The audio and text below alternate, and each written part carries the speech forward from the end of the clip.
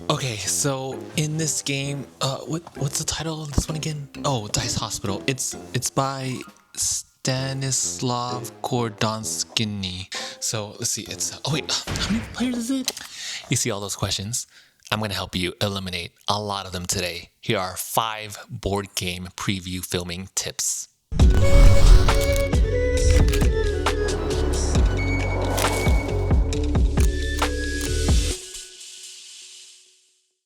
Hello everyone, welcome back to the Wolfpack. Today I am so excited to talk to you all about filming some board game previews and give you some insight for all the content creators that want to level up their board game previews or make life just a lot easier. So tip number 1, when filming a preview, the first thing you want to do is make sure you play the game as early as you can, or like as close to filming as you can. For me and Bonds, we will play the game literally right before filming. And that does 2 things. One is that it primes your brain to bring in all of that game knowledge so your audience can feel that connection between you and your words that you're saying. So for instance, the last game that we covered was Scales of Fate or Crown, depending on the time of when this video comes out. Let's focus on Scale of Fate. We played that game twice before filming and conversations just flew in because we knew the game, we knew every single piece about it to talk enough about it and to even play it on camera spontaneously. So that's the point that you want to get to when filming board game previews.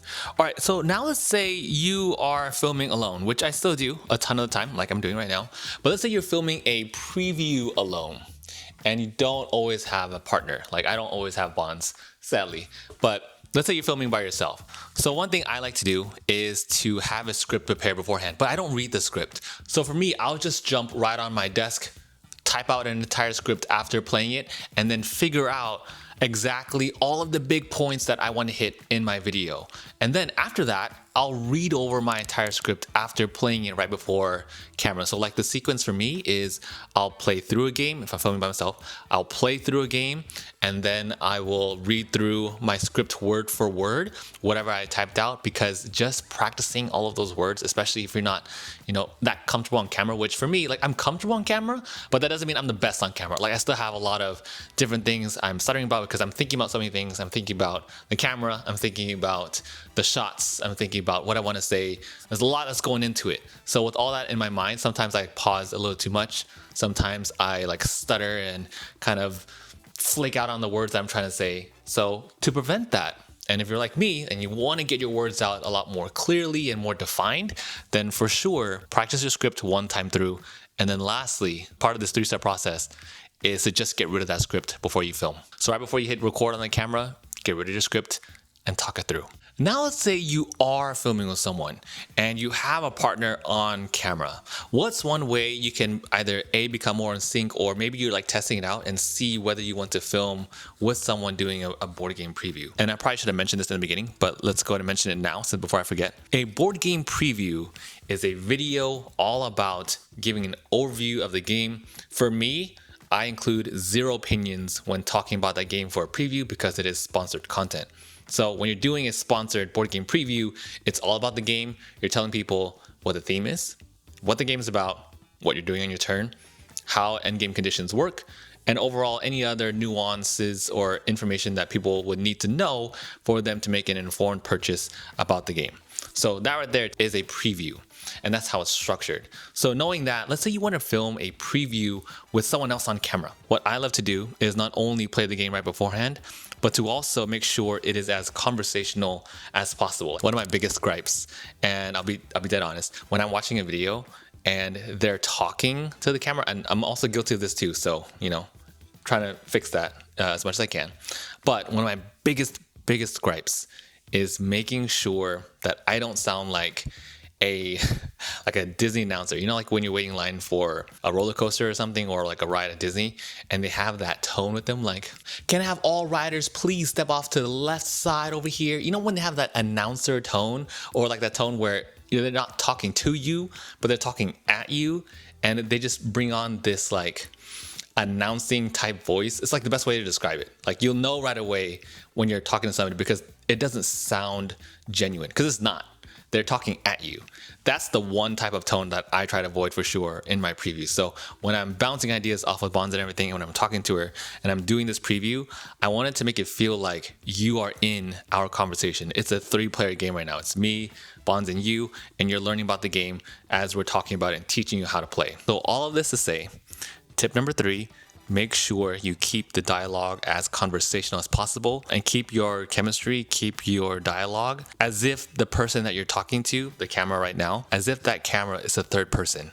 Make it so that way the camera is invisible and you make the dialogue flow way more naturally than as if you're talking to a camera. Now, here's one that I learned a little too late. Actually, I just started doing this recently, but it's helped a ton for filming. So if you're filming a preview, so one thing that I love doing that is a little annoying, but honestly it will save you time, is that when you're filming the A-roll and you're talking about specific pieces, and if you happen to have, an overhead camera too as you're showing off pieces, then fill in that B-roll as you talk, because it doesn't hurt to have more footage. So for instance, let's say I'm talking about a player board. So after you finish talking about that player board, that specific async character, you're gonna take that player board, you're gonna put it where your overhead camera is, and then just stay silent for like 10 to 15 seconds. And then that's it. Now, the annoying part about this is that yes, you do have to stop filming for a second, but it saves you time.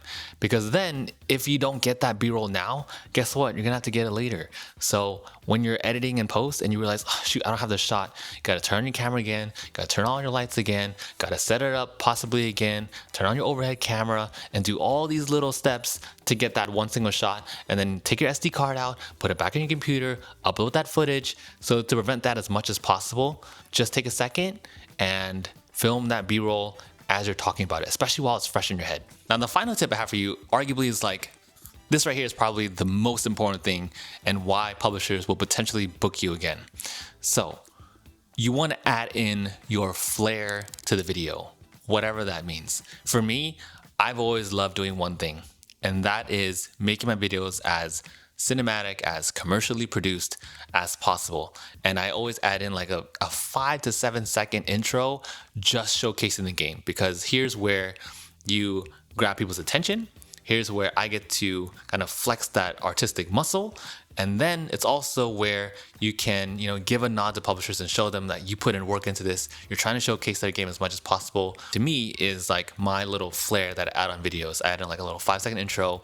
And then aside from the B-roll that you see from like the top-down shots, I also go in and then add over-the-shoulder shots. I add in all these little pieces to make that preview as informational and as visually stunning as I can. Now for you, it doesn't have to be anything like that. You can do something completely different. You can add in maybe like a signature transition that you do between your shots that people can recognize you for moving forward.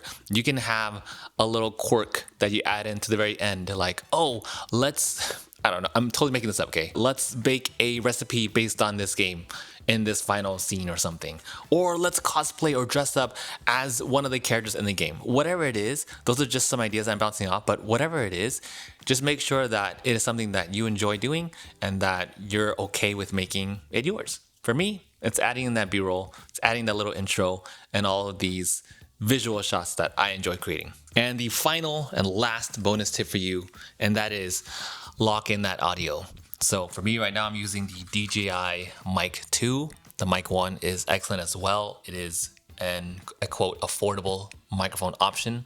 If not, you can throw a shotgun mic onto your camera. I'll link some options down below, but make sure you get some clean audio, because a lot of the times people are listening to your videos. Sometimes they're watching videos on a commute to work, a commute in the train, or they're washing dishes and they want to just listen in. Give them that option and flexibility to do so by having some crispy audio. The more you think about your audience, the more well-rounded you will be on camera and the better the product that you produce. And ultimately, you want to get a rebooking. So to get rebooking, you're gonna have to put in the work, get some clean audio, work on that conversational dialogue, keep the script minimal, yet prepared at the same time. So with that said, I hope you all found these tips helpful in some way or another. And I'm excited to see all of your previews going forward. If you found any of these tips helpful, let me know which one was the best for you. And with that said, if you made it here to the very, very end, go ahead and comment flair for the flair that I am excited to see in all of your videos going forward. I'll see you all in the next one.